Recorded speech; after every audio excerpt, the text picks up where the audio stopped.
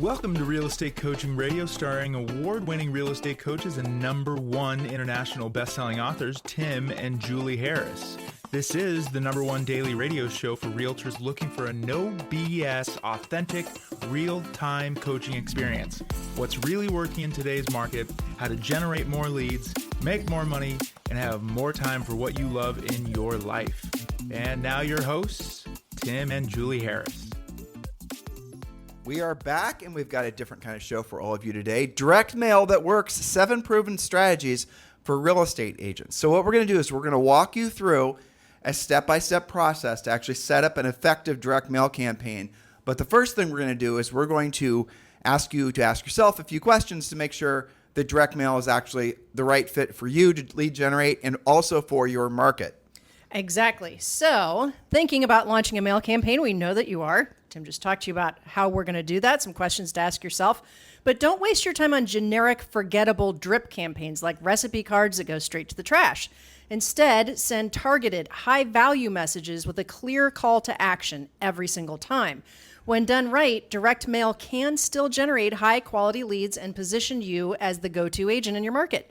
So we're going to give you 7 direct mail strategies that are delivering real results today. All right, before Julie gets to that, I want to give you guys some rules to follow or some points for you to go and research on your own.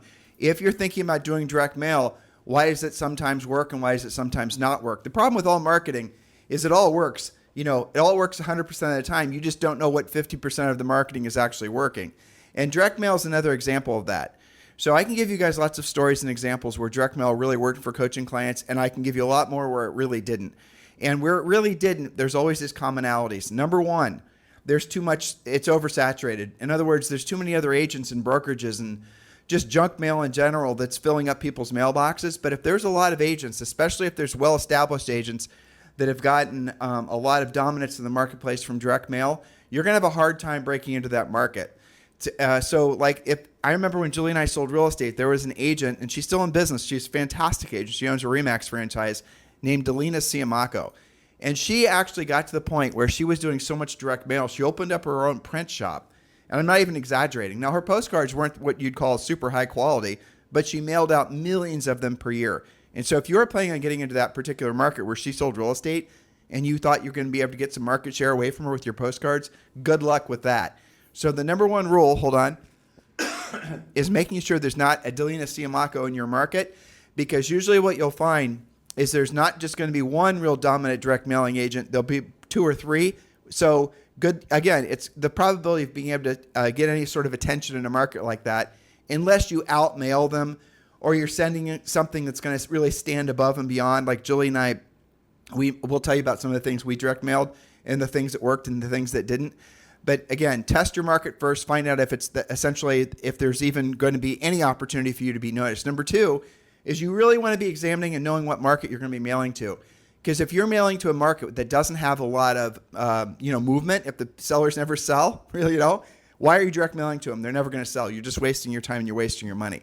So those are really the first 2, I think, big things as far as why direct mail doesn't work. And the reason it does work is the exact opposite.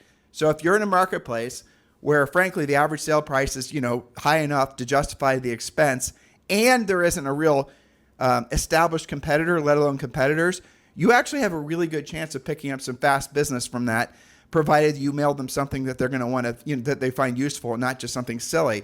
And I'll give you an example. There was Michael and Robin Gordon. Now, this was years ago. This is probably 20, 25 years ago. They sell in the main line in Philadelphia, and they sell really expensive real estate. And their really expensive real estate market had nobody that was direct mailing, at least not doing it consistently. So what they started doing is direct mailing twice a month. And the postcards they direct mailed were gorgeous. Some of the nicest I've ever seen before. Now, they spent a ton of money, but their average commission was really high, so they could justify it. Then what they eventually started doing is the direct mail twice a month. And then they would start mailing out like a newsletter, and Julie's going to talk about that had a market summary. So for the real analytical types out there who are waiting for something that was going to be an insider's view of what was really going on in this very high-end market, Robin was the go-to for that. So the combination of that consistency over a long-ass period of time got her market dominance. Now, there were other agents that started to come in and literally copy your postcards, copy the frequency, and she began to, the market began to become a little oversaturated. She lost a little bit of her edge there. And then she had to, increase frequency, change the design, change the size. But again, we're going to get into all that. So number one rule is make sure you know your market. And if you're doing direct mail now and it's not working, it's probably because the market's oversaturated with too many direct mailers, and or the market itself, it has such slow turnover that you're wasting your time and money and energy. Well, that's right. Like if I think about my parents' neighborhood in 43085, Worthington, Ohio, which, you and I both know every single street like the back of our hands there. I can tell you over the past, 30 or 40 years, maybe 10 houses have sold, maybe. And yet they do get postcards in the mail. So that's a neighborhood, for example, that would be a waste of money to try and crack into because nobody ever sells. And if it does sell, it usually goes to a family member or it's a private deal. But it is ironic, Julie, that the best neighborhoods for direct mail, and, similar to all forms of marketing really, are going to be the ones that have a lot of turnover and high sale price. Yes. Like direct mail in the market where you and I sold in New Albany, Ohio, that made sense. Well, and so why do those neighborhoods occur? There's different profiles of that, right? So for us, there was a lot of relocation that happened. There was a lot of executive movement. It was a popular golf community, so lesser expensive golf communities, say Muirfield, would move up to New Albany locally. So look for different reasons, but I think the point that you're trying to make is don't just say, hey, I really like that neighborhood. I'm going to market to it. That's great. You can still like it, but it may or may not be a neighborhood that you'll get results from, not necessarily because your postcard is terrible, but because maybe nobody ever moves there, or to your earlier point, maybe somebody has been sending their giant postcard campaign for 20 years and they've already got it locked up. So do your research. And another little, pro tip here is if you've been doing direct mail into a particular market and it's not working and you've been doing it for a long period of time, don't think doing it for longer is going to make it all of a sudden work. That's just the lie that the marketers will tell you because they want you to keep spending money with them. I'm going to say that again. If you've been doing something for a long period of time with no results, why do you think doing it for longer is going to all of a sudden magically get you results? It's not. You're just wasting your time and you're wasting your money. So if you're doing something that's not working, there's an old saying, right? When the going gets tough, the smart, get going, right?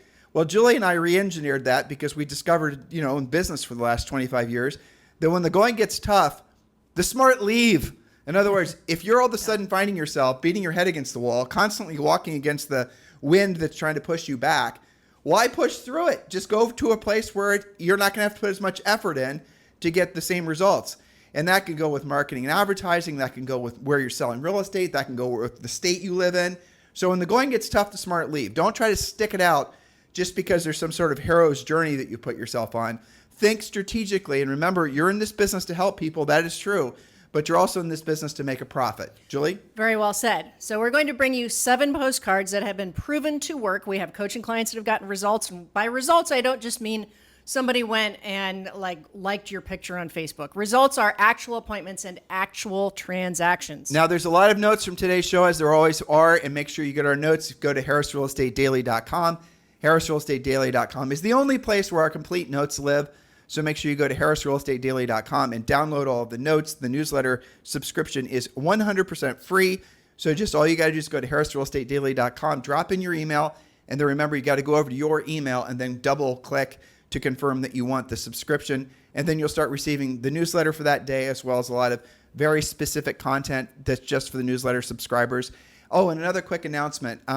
We're going to start when we're not mobile, and Julie and I travel a lot, especially this time of year. But when we're not mobile, we're going to start doing the podcast every day on video. So a lot of you guys have requested that. And the reason we haven't been able to do it in the past is because we don't have a studio. We still don't have a studio, but I figured out how to make it so that we have real close to studio quality video that we can pull off in our dining room, if you want to know the truth. Our virtual studio. Our virtual studio. And then also when we're on the road, we can also do mobile video fairly well too. So we're going to try to upgrade your experience. So if you're watching us on YouTube and you're seeing the loops that our video editor creates, well, got good news for you. We're going to be switching over to a more traditional video format, hopefully starting next week as soon as Julie and I allows me to. Exactly. That's right. Okay, now we're going to go through 7 proven postcards, i.e. direct mail. You'll notice that there is something in common about all of them. There's something of value, in other words, not just a recipe, which might be a great recipe, but is that really going to get you real estate appointments? Probably not. And a call to action. It's not just a public service announcement. Hey, I just sold a house. You see that a lot. it is something of value and a call to action. So number one is, I love this one. The Zestimate was wrong. I know y'all love to hate the Zestimate, and we understand that. Here's the headline. Zillow estimated this home at $775,000. We just sold it for $1 million, or whatever the price may be. You guys have lots of examples in your market of that happening. It may or may not be your listing. You can borrow from your brokerage, but the headline still works. Zillow estimated this home to be X. We just sold it for X plus whatever it ended up at. It is worth mentioning, though, what Zillow has done to combat the bad reputation they had with their Zillow estimates is they just started estimating everything low, which means that you aren't really going to come across too many sellers that are trying to argue for the Zillow estimate price anymore. I don't know if you guys have noticed that. But as far as the Z estimate goes, another thing to do if you don't want to actually dig into the pricing, as give an example, using Julie's example, is it might be more impressive if you say that the ZS putting out the difference in percentage versus dollar amount. So right. Say that the Zillow estimate was actually 30% less than what the house actually sold for, and for a lot of sold for 30% more than what Zillow said. Yeah, that's what I meant to say. Yeah, so that's going to have more of an impact than anyway. So keep your mind open to what people are already going to be talking about. It's always fun to. That's right. Yeah. I mean, point being that nothing grabs a homeowner's attention like showing them how online valuations can be wildly inaccurate. A lot of them have never had that thought, so this proves that. And highlighting that difference, as Tim said, between an algorithm-based estimate and a real sale price done by you using your real CMA makes a pretty compelling case for your expertise. So add a short but powerful client testimonial, or even for even more impact. And don't forget to write. Remember your call to action. Ask me how I did it. Plus either your mobile number or, better yet, 1-800-HOME hotline number. We've talked about 800-HOME hotline a lot. I don't know if you want to elaborate on that or not. Well, I mean, 800-HOME hotline is, if you and I are to get back into selling real estate, there's three things that we deploy immediately. Number one would be a very drilled down center of influence and past client plan, especially in the community that we live in now. We'd be doing events. We'd schedule it out. We'd use, frankly, the plans that were already created that are in Premier Coaching. Number two is we definitely go after expired listings. And number three, we'd be using 800-HOME hotline extensively. And if you guys don't know what it is, it's basically the world's least expensive, most effective way of generating buyer and seller leads. Just go to 1-800-HOMEhotline.com and check out the website. It's, I think, $35 a month, and you get you're an exclusive 1-800 number. It could be it doesn't have to be 1-800. It could be 888 or whatever. But people can call 24/7. Calling is the key. And so you want to put the sign writers on, obviously, your signs and everywhere else, and try to direct people to call. The reason we want them calling opposed to emailing is because then you'll have, obviously, their phone number that they called from. Well, maybe not so obvious. You didn't know that, did you? Anytime you call a phone number where the seller is paying the phone for the call, a toll-free number, let's say, they capture your phone number. So when someone would call your 800-HOME hotline number and they're asking about one of your listings for sale, and they show you how to do this on 1-800-HOMEhotline.com, is that you simply call back. And I would really, suggest a vast majority of you do this calling back yourself so you can have that experience. But you call back and say, hey, this is Tim Harris, ring, ring, ring, ring. And then the person says hello. And remember, they just hung up after listening to the recording for the house that, you have listed. And this could be, obviously, you could also do this on your postcards too, or any direct mail pieces. But you call them back and say, hey, this is Tim Harris with eXp Realty. As a courtesy, when folks call our 800 number, we like to give them a quick call back, see if they have any questions about the home they called about. And then what you'll always hear, because remember, you're calling them back basically the second they hung up, is they're not going to believe it's a real person. They're going to think it's a bot or somebody, VA or whatever. But when they realize it's actually you, right there, right in that very moment, you've crossed the line in their minds of being somebody truly unique in the real estate business, because you're calling all the leads back urgently. And they're going to say, well, I was calling about that house on 123 Elm Street. And you're going to say, terrific, that house is, we're getting a lot of calls on that one. Let me check to see what the current price on that house is. And then you say this, and this is all in the scripts that 1-800-HOMEhotline.com gives you. You say this, that's a terrific house. Everyone's calling on that one. Let me check to make sure it's still available, and let me find out the current asking price and see if there's any other new houses that are similar that you might be interested in. Oh, by the way, which house in the neighborhood are you thinking about selling?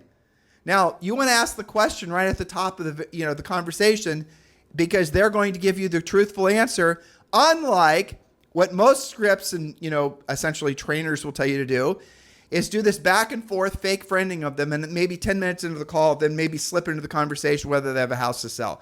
That is not the way you generate listing leads from buyer leads. That's not the way you actually build a real estate business.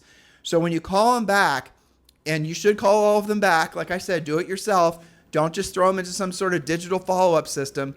Call them back, use our pre-qualification script, and you'll discover droves of folks that appear in your life as buyers, but they're actually sellers. Yes, and there's so much more to 1-800-HOME hotline, but that is the most obvious way to use it and attach it to any of the postcards that we're talking about today. All right, so number 2 is one of my favorite because we did this and it absolutely works, the expired listing letter. Here's the headline. Sometimes even the best homes don't sell the first time, but not for the reasons you may think. For a free confidential consultation, call or text me today. Remember that homeowners with expired listings are often frustrated. Nobody ever thinks that their house is going to expire. This letter taps into their pain points and it reassures them that there still is a way forward. It presents a solution. That solution is your strategy for getting results. Let me edit that script or give you an alternative to it. Sometimes even the best homes don't sell, and probably not for the reason you've been told. Now, I like that script better because it's way more aggressive, and it's also laying into what the seller is most annoyed with, that the previous listing agent had probably just been harping on them about price. And if you then are giving the seller an opportunity to maybe have a conversation with a new listing agent who they're not just, you're not just going to talk exclusively about the house being overpriced. You might discover that you're going to get a whole bunch of more opportunities that you otherwise wouldn't have. And again, this especially works in the upper end price ranges. Oh, and it is worth noting, and you'll learn more about this when you join Premier Coaching, that yes, price is a reason why houses don't sell and they expire, but it's rarely the number one reason. And oftentimes when you list or relist an expired listing, what you quickly discover is the house didn't have a price issue. It may have had a crappy listing agent issue. It may have had bad pictures or a bad description, or really oftentimes it's just because it's no longer showing up as a new listing, and the buyer's agents and the buyers were passing it by, and it's just looking for the newest listings. There's so many things about expired listings, especially this time of year, that make them absolute gold. And again, price is not always the reason the property didn't sell. It's price, condition, and location, okay? And if the location is good and the condition is good enough and the price is good enough, the property should have sold. And it goes back to essentially it being, essentially expired because it's like expired milk. You walk to the cooler, at Costco or whatever, and you're going to what? You're looking for the one with the best price, of course, but you're also looking for the one that has the best expiration date, the one that's going to be able to sit in your counter in your kitchen for the longest period of time without spoiling. Buyers and buyers agents think the same way. So often just by giving it a new MLS number, the house sells. This is so true. One of my elite coaching clients just took a listing, as a matter of fact, not too far from us in Puerto Rico. And I asked, she said, it's a fantastic house. And I asked her, well, why do you think it didn't sell? She said, because it was listed by an out-of-town broker who insisted on being at every showing and made it really difficult to even see it. Yep. That happens a lot. She'll probably get the price they wanted too. Again, you have a lot. Normally, we could talk about expires forever because truthfully, it's like our favorite topic. But a lot of sellers, when they're going to list their homes, will list with an agent that they know, a center of influence past client type agent, right? That's what most people will do. They'll list with an agent they know, oftentimes without even really knowing what that agent's sales history is. In other words, they just know them enough that they feel comfortable listing the house with them. So that's what they ended up doing. Now, that was your number one competitor. And when that number one competitor didn't get that house sold, your number one competitor is off the field. And that listing or that seller is going to be looking for a new listing agent. And if you are then using our pre-listing pack and you're calling them, you're door knocking to them, and you're delivering the pre-listing pack, and you're pre-qualifying them, you're following our 7-step listing process, what you're going to discover is they're not just going to want to list with you. They're going to be way more coachable. Yes, with regards to condition and with regards to price. Well, because meanwhile, while they sat on the market and expired, which shocked them because they thought it would sell right away, they've gotten more motivated. Well, exactly. They'll do things for the new agent that they never do from the previous agent. Yeah. Okay. And so listen, with regards to Premier Coaching, if you guys are not in Premier Coaching yet, I don't know what the heck you're waiting for. We couldn't have made it any easier for you to say yes, yes, yes. Just go to premiercoaching.com or scroll below and click the link to join Premier Coaching. You can get immediate access to all of Premier Coaching for free for the first 30 days. And yes, that does include a semi-private coaching call with one of our Harris certified coaches every workday. And depending on how you join, you do also have full access to get to Ethical Real Estate Professional, which is our new elite designation that will ultimately differentiate you in the marketplace. More information about all this coming soon, but for now, your homework assignment from today's show and every day's show is to join Premier Coaching. Do not delay. There's literally zero risk. There's no long-term contracts. If it's not a good fit for you, you can cancel, and you have immediate access to the first full level Premier Coaching just by going to premiercoaching.com, or like I said, if you're listening on iTunes, YouTube, we're on every platform that there is, Spotify. Just scroll down below and click the link to join. All right, postcard number 3, the Just Sold Story Mailer. Now, this makes a Just Sold card so much better and more interesting. Here's the headline. This card isn't just to tell you there was a sale that happened, it's to tell you how we did it. After 12 showings, 1 open house where 17 people came through, 2 counteroffers in a bidding war, we successfully closed for more than the asking price. So that's the story of how it actually sold. Now, that can be even more powerful if it comes from the actual seller client, more like a testimonial story. But instead of just announcing another sale, everybody gets just listed, just sold cards. This mailer tells a compelling story demonstrating your skill, your persistence, showing potential sellers that you're the agent who will navigate challenges and get the job done. Well, I love that one, especially with the details. And I'm going to give you guys a little, again, advanced coaching on this one. Use your good friend ChatGPT and write on postcards something that is going to be compelling. Tell it to write give it the bullet points of what you're trying to express, and then tell it to write something that's funny, that's whimsical, that's fun to read, and things like that. Or you could even ask it to write it in the form of a poem. I cannot believe how good of a job ChatGPT does at poems. It's insane.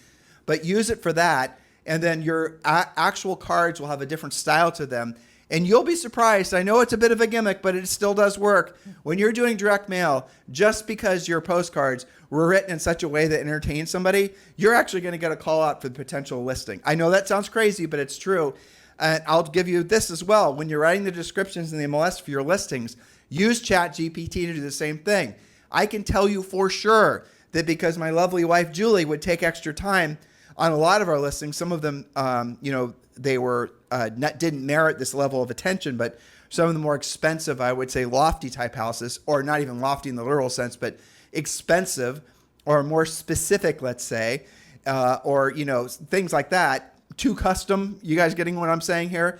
But she'd write it, and a lot of them were expireds, and she'd write these great descriptions. And this was obviously before ChatGPT, and we would get not just buyers that were wanting to see it because they read the description, but also we would get future listings because the sellers were appreciative of the fact that we put that much extra effort in. That's all it takes to be real specialized in this marketplace. If you really want to brand yourself, use these tiny little short codes that Julie and I are giving you, and you'll ultimately have carved yourself out a special place in their minds as someone that puts in the extra work. It's not just about, it's about consistency for sure, but it's also about the quality of what you're producing. And now with ChatGPT, you have essentially a PhD level copywriter that's there at your service 24/7 for free. I know, it's so awesome. It We is. would have had so much fun with that, especially for home brochures and postcards like we're talking about today. So postcard number 4, the free comparable market analysis offer, free CMA offer. And again, this one really kills it, works great. Here's the headline, even if you're not planning to sell just yet, you should know your home's value. Local home prices have increased by X%. Everywhere in the country has had an increase. There might be like 3 or 4 zip codes that had a slight decrease. In the last 5 years, real estate's appreciated. You can use that, yes. In the last 5 years, real estate's appreciated by 61%. There you go. 6-1. And that's nationwide, right? That's nationwide. Yeah. Your market's probably more. Yes. Okay, so do your research and use your own percent. But again, even if you're not planning to sell just yet, you should know your home's value. Local home prices have increased by X% either since last year, in the past 3 years, in the past 5 years. Adjust accordingly. Ready for an updated valuation? Call or text me today for a free confidential consultation about what your home is worth in today's market. Again, a simple but effective mailer that keeps you top of mind. It's something of value, free CMA, and a call to action. When you get the lead, whether it's you're using 800 home hotline, you're asking them to call you, you need to call them back. You could send them to a short form, do a Google form or whatever. Tell them to whatever. You're going to send them a form where they're going to put in their information. you need to call all of them back. So Julie and I, what was it called? House Values. This was back in the 90s. Mm-hmm. So this was before Zillow, but there was this company that came out called housevalues.com. It was started in Seattle. And Julie and I did some coaching and training for them. And they had a really, their system worked really well when it came out. Then everyone copied them. But the gist of it was they'd run these really well done, short, like 30-second, sometimes 15-second TV ads back when there was TV. You guys remember that? And they would, kill particular markets and offering what? CMAs. And then they would, they'd sell those leads to agents. And these were listing leads. And so they had a script that wasn't very good, frankly. And so what Julie and I taught when we were coaching for them is because they wanted the agent to call back to be like overtly House Values branded. And they were hoping the agents were essentially going to carry the water for them to build their House Values brand in the marketplace. Whereas Julie and I, selling real estate and being real estate coaches, knew that ultimately what was best for the agent was for the agent to take the listing. So what we do is we coach the agents, and we're telling you this now, to call every single lead back and say, the gist of it was, hey, this is Tim Harris with eXp Realty, and I'm your local House Values rep. I'm just calling back to confirm some of the information that you gave me. And then I'd go right into the form they filled out. All right, so this is a 3-bedroom, 2-bath, and you updated the this, that, and the other. And then I'd ask that question. By the way, how soon do you hope to have this house for sale? Or ideally, how soon do you want to have the home sold? And then what you discover is for every 10 house value leads, there might be one that's an actual hot seller lead. But had I followed their script and their system, I just would have been providing the free CMA and putting them in a drip campaign, hoping that seller would have called me back out of guilt or obligation because I gave them that damn CMA. Too much work, not enough results. Exactly. So by asking that direct question, then obviously we're able to convert a lot of those leads. And I'm strongly encouraging you guys to do the same damn thing when you're calling them back. Always call them back. The less time between when the lead surfaces in your life and when you call them back, the better. You're going to leave a lasting impression on them that you're urgent, that you're furiously fast with your lead follow-up. You're not sitting around and doing what everyone else does and puts them in a drip campaign. That's going to win the game for you 9 times out of 10, just that one activity. 100%, especially on the free CMA offer, because that does get the phone to ring. And I remember, because you're making me remember the house values thing. I remember also how you go about the CMA and how you handle that appointment and that conversation is different based on the answer to the question that you just reminded them to ask. I remember we used to ask, many times people are just curious about their price. Sometimes people are thinking about refinancing and other people are thinking about selling. Which category do you fall into? And if they say, I'm thinking about selling, well, probably you're going to take it to the next level, send your pre-listing package, set a listing appointment up, and not just send them a CMA for free. Well, so I wouldn't give them 3 choices, Julie. No, I think it's a mistake. What I would do is I would just ask the exact question the way I had asked, because when you give somebody an option, chances are... So give that to them again. So it's what we always say, guys. When you're calling someone back, a buyer calls, and they're interested in 123 Elm Street, you call them back right away. You answer some very preliminary questions, and you say, by the way, which house in the neighborhood are you thinking about selling? Or by the way, ideally, how soon would would you like your home sold? Now they're going to say, oh, I was just wanting a CMA. And you're going to say, okay, no problem. And just get right back to it and confirm the rest of the information, do the CMA and send it off. And then you're going to start following up with them by phone. You can put them in a drip campaign, but don't expect anything to ever come from from you dripping on them. The bottom line is call them expecting them to say, yes, I have a house to sell. And don't just hope and pray that your fancy dripping campaign is going to make it so that they raise their hand eventually and want to do business with you. It does not work that way. Yes. Oh, and I want to say something else too. Go ahead. Consumers don't know what the hell a CMA is. Yeah, don't say CMA. Don't say CMA. Again, experiment with it. Julie and I are in Puerto Rico, but we do still sound like we're from Texas. But we're not actually from Texas. We're from Ohio.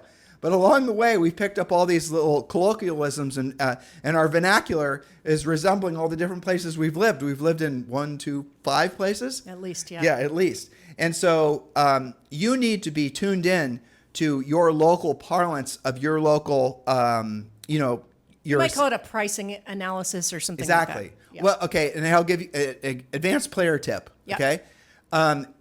If you're in a market where property taxes are reassessed every single year, and Julie and I did this, and it was freaking gold for us, and I'm giving this to you guys as well, and this is when we were living in the New Albany Country Club area, and the average sale price was like 1.2 or 1.3, And Ohio loved to charge big crap tons of property taxes. Texas is worse, 2.5% or something obscene like that, which is insane. So what you want to do is you want to mail out postcards that are offering, or something that's offering a free CMA, or you're going to do a property tax assessment for the sake of contesting your property taxes. And so what we do is we had a direct mail piece. We'd mail it out. We always got listings from this. And then we would offer to give them the form that they need to fill out to contest their property taxes. We downloaded it off the auditor's website. And we would offer to do them a CMA, create a CMA for them, which, by the way, the form required. So when the homeowner is submitting their request for a reappraisal of their taxes for the sake of getting a lower assessment, the form actually says you have to include some kind of formalized CMA from a broker. So we are doing all that for them.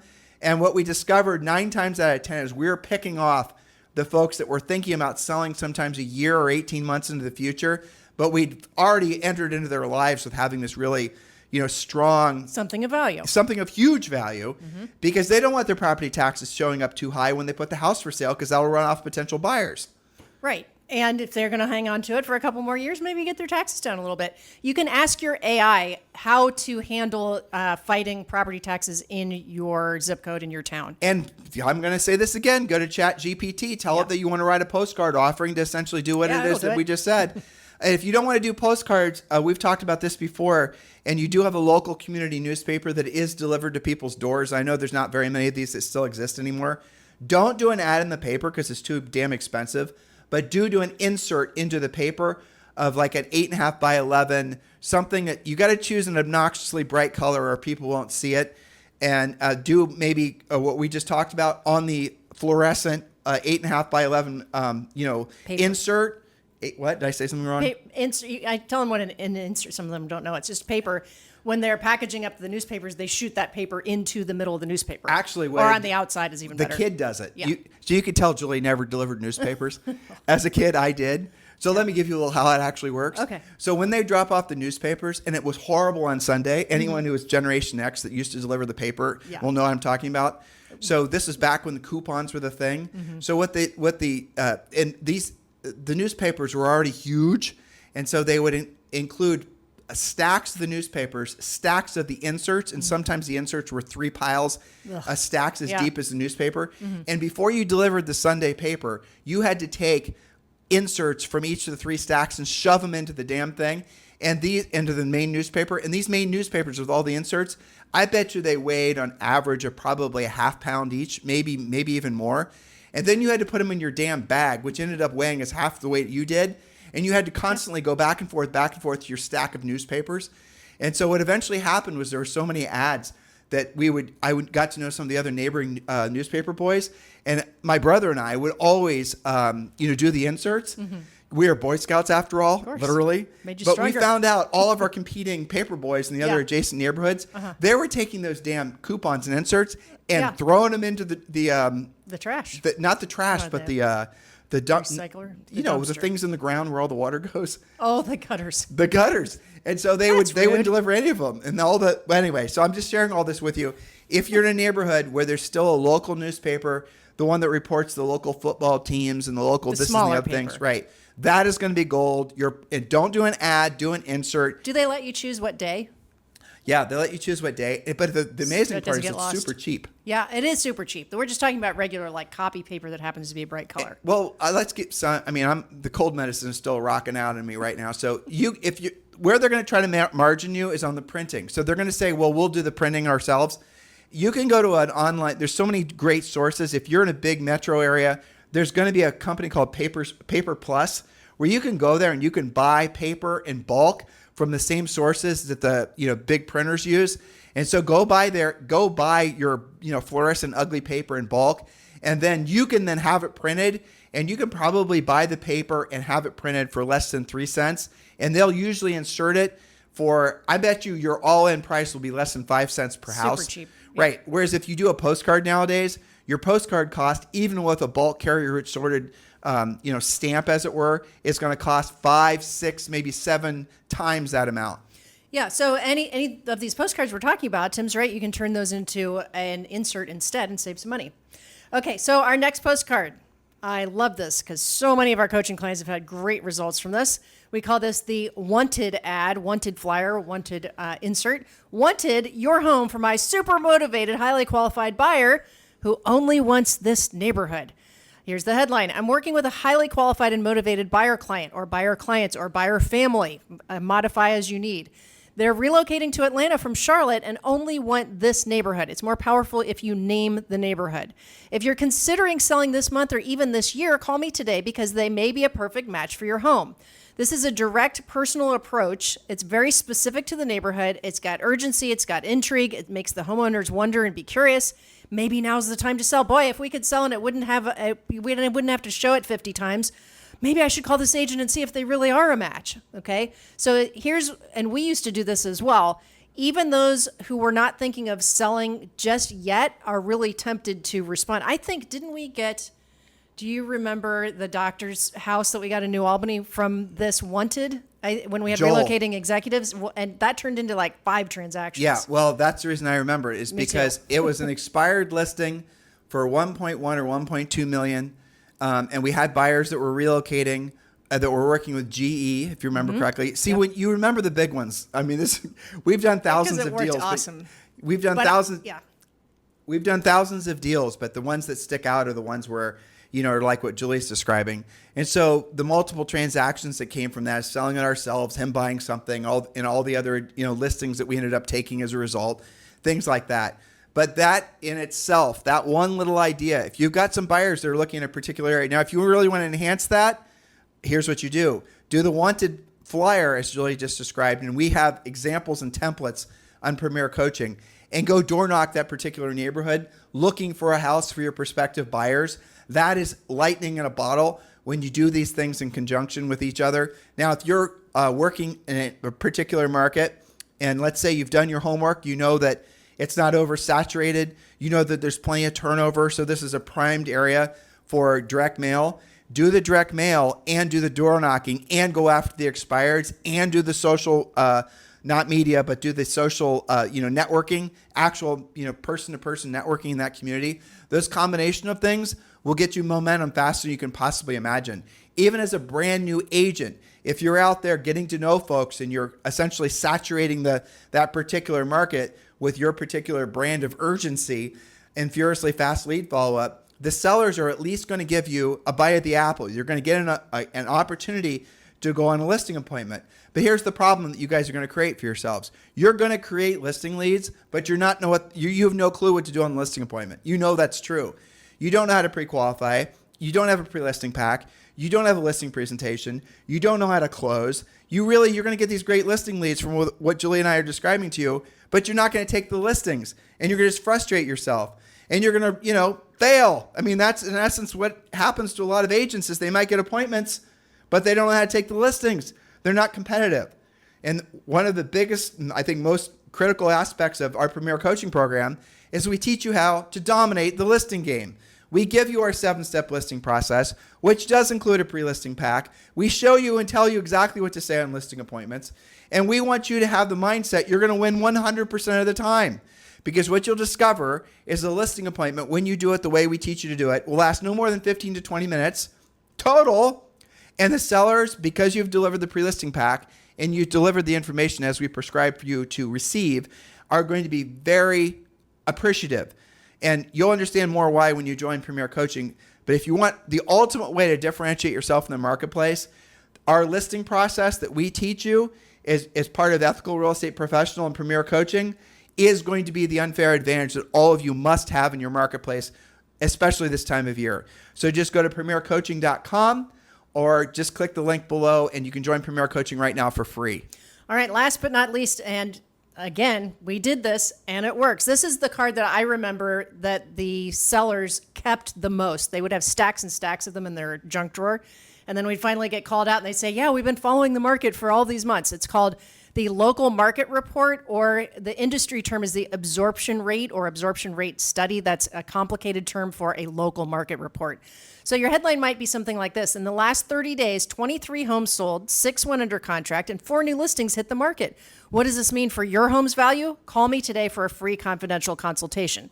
Now, that's the simplified version. There are many different versions of this. The more analytical version is a chart that says what's hot and what's not, and it'll break it down into price ranges. Between 0 and 250,000, there were 3 sales. 250 to 500, there were 10 sales. 500 to 750, and so on and so forth. And then in that chart, it might also say the average days on the market. The We're list not to sell explaining price what ratio. absorption means. So absorption is a very powerful thing to understand because essentially, let's say, I've got to remember how to explain this succinctly because there's a long way and there's a short way. Okay, It is complex. It is. Well, it's not. It's complex if you overthink it. So the gist of it is when you're talking with a seller. Again, this is all in Premier Coaching, and guys, forgive me, I'm still on cold medicine. I got some sort of plague I caught from our 11-year-old daughter. In any event, so when you're showing sellers how long it's going to take for them to sell their homes, I'm going to probably do a hybrid version of the long and the short version to try to deliver you guys the most value from listening to us today. So you're going to give the seller 3 options as to where to price their house. They can price the house where this is when you're, meeting with them, when you're following our 7 steps listing process. So Mr. Seller, you have 3 options. And the first option is going to be pricing it at, let's say it's a $500,000 value house. But if you price it at $435,000, well, the house is going to sell. This is what your net's going to be. So if you want to sell the house right away, maybe not even $435,000. Maybe you can price it at $475,000, right? But you price it here. This is what your net's going to be. Realistically, and I'll show you in a second when I show you the absorption of Mr. Seller, the house will sell in approximately 8 days, okay? So now we can go to the other extreme, and the house is, arguably the market is telling us, don't say my CMA, don't use personal pronouns. Pronouns wars are over, okay? So what you want to do instead is you want to say the CMA or the market is telling us, and show them what the essentially the more, I would say, what would be the nice way of saying it? Advantageous? No, the upper end price. Aspirational price? The aspirational price. There you go. Thank you. So the aspirational price, Mr. Seller, of $525,000, which I've also listed here. Remember, guys, the market's telling us it's worth $500,000. But the aspirational price of $525,000, this will get us this net. But based on what I'm about to show you as far as the absorption, it's going to take 60, 90 days to sell, 120 days to sell, and we might have to do a price adjustment. So it might actually end up selling for, $10,000 less, maybe, all the way down to $500,000. But if you've got the time and you really want to explore what the outer reaches of the value of the home is, let's go ahead and let's price it aspirationally and let's see what the market delivers us. And this right here in the middle, Mr. Seller, this is what the market is telling us the house is worth based on recent sales. So now what you're going to do is you're going to pull out for them something from the MLS. I literally am visualizing myself doing this. I've done it thousands of times. Yep. But you're going to show them a list of all the homes that are competing with theirs. And it's not just going to be the same neighborhood. Sometimes it's going to be competing neighborhoods. It might even be new construction. You got to know your market. And you're going to show them a list of all the homes that have sold in the last 90 days. If they're having enough sales in the last 90 days, you're going to have to go back further. And then what you're going to do is you're going to break, and there have to be very relatively, good comps. Square footage, bedroom, bath, year built, all that. And then what you're going to see, dear agent, is you're going to see that the ones that sell the fastest, generally speaking, are the ones that are priced closest to market or a little bit under market. And you're going to be able to show this to them in the printout from the MLS. So remember, we said the market value of the house was $500,000. And then we're going to be able to show them, so let's say there's 30 houses that have sold in the last 6 months. And it's bizarre how it works out like this. It just does. It's the first 10 are going to be priced at $500,000 or a little less than $500,000. But what you're also going to see is the days on the market's going to be less, right? So if the seller is telling you that they want to have the house, they're okay with taking 60 to 90 days to sell, let's say, or, whatever your market takes to sell an average house in this market, it might be like 48 days, whatever. You're going to show them, well, let's price it at $499,000. And this is what the market is telling us. This is how long it should take to sell. And then what you're going to show is you can show them that the more aspirationally priced, don't say expensive or overpriced, is they then took longer to sell or a lot of them expired.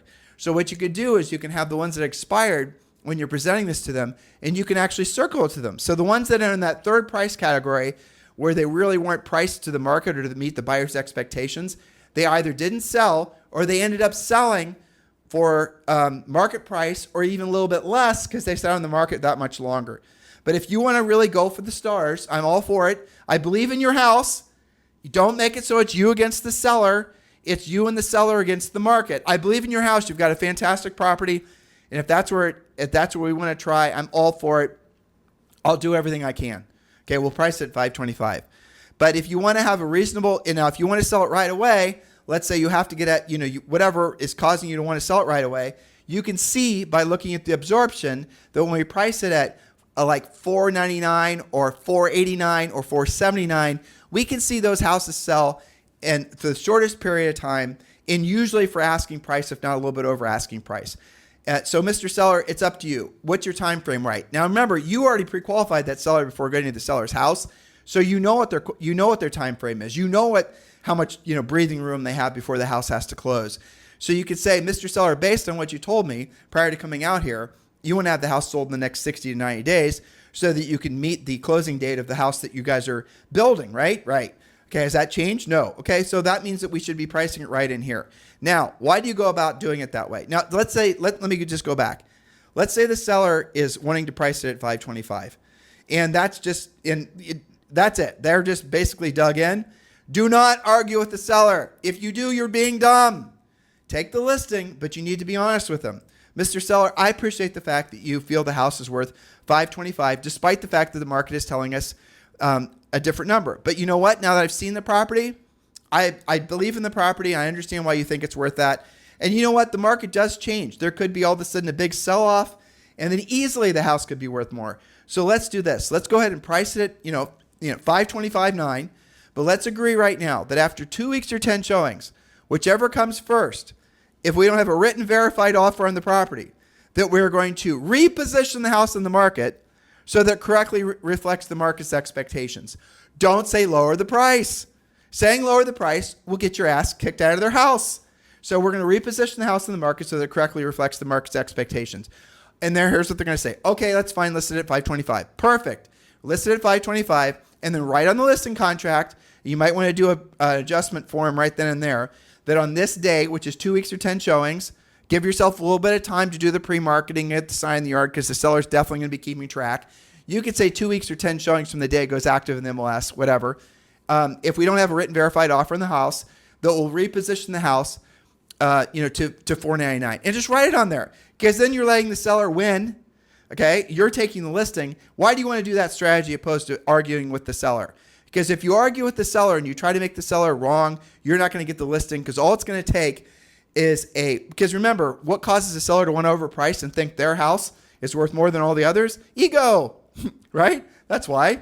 Ego, their tile job that they did in the bathroom and none of the tile are straight, that's something they take a lot of pride in. So if you tell them their house is worth less than what they think it's worth, all it's going to take is some other agent to go in there and blow smoke up the sellers, you know what, and then they're going to end up overpricing it, but they're going to get the listing and they're going to work the seller down over time and hypothetically get the price repositioned so they can, get the sale. But if you take this, you can take an overpriced listing ethically by letting the seller know and using the script I just gave you, and then having a plan to reposition the house in the market after it's been for sale for a while. And it's called a win-win. The seller's happy. The seller's appreciative of the fact that you're, trying to work extra hard. Now, but reality is that if most of the sellers you're going to be meeting with, especially if you follow our system, aren't going to want to have, especially after you show the absorption, that overpricing could result in months on the market and maybe an expired listing and a lot of aggravation from extra showings, they're not going to want to overprice. But you got to leave it to them after you give the information to make up their minds. Because again, you don't know the emotions that are going on in these sellers' minds and their hearts. So back off, give them the facts, let them make their decisions, create a plan A, a plan B, and a plan C, and then you guys will discover quickly that you now have a secret sauce that other potential listing agents don't have. And that, by the way, is just a very minor overview of the drill down that we give you in Premier Coaching. That's right. To your point, after you generate the lead, make sure you actually take the listing. That's where you are demonstrating how to use the absorption rate study to get them to price it correctly. You can think of absorption as how quickly the market absorbs a certain type of price in a certain type of price range. So final thoughts on our postcards today. The key to successful direct mail, and again, you can translate postcard into flyer, insert, etc. It's not just sending them out, it's sending the right message, something compelling, something of value in a way that actually resonates with the person to get them to call you back. So try to use all of these, not just one or two of them, and then wait and see what happens, right?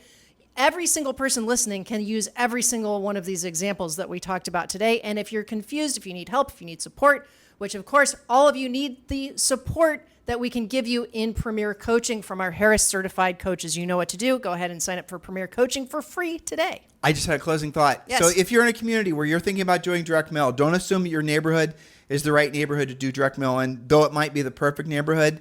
Whatever neighborhood you're considering, again, do the research, find out what your competition is. You might want to set up ask some of the neighbors that you might know in that other neighborhood to start for the next 60 to 90 days collecting all real estate stuff that they get in the mail and just putting it in a bag so you can see what's actually being mailed to folks. Idea. Yep. And then I also want you to secret shop all your competitors. So if they're direct mailing something and they're trying to squeeze the leads to a website, go to the website, see what the user experience is. If they're trying to squeeze them to a phone call, call and find out what the user experience is. And what you're going to find 99% of the time, the user experience is garbage. In other words, it's going to go to a voicemail. It's going to go to an opt-in form. It's going to go to a drip campaign. Nobody's doing the actual calls. So if you guys follow through with just 10% of what we just said, it's going to make direct mail work. Does this replace direct contact, proactive lead generation? No. Does it enhance it? Yes. Does this enhance online marketing, social media, and all those types of things? Absolutely it does. And in many markets, because most agents have run to social media and have never learned how to do direct mail is wide open in a lot of the most expensive markets in the country. Again, because a lot of agents are thinking they just need to do a bunch of TikTok videos. Oh, how did that work out? All right, so guys, keep all these things in mind as you decide whether you're going to do direct mail. Your homework from this show and every show is to definitely join Premier Coaching. Go to premiercoaching.com. We'll talk with you on the show tomorrow. This podcast is a part of the C-Suite Radio Network. For more top business podcasts, visit c-suiteradio.com.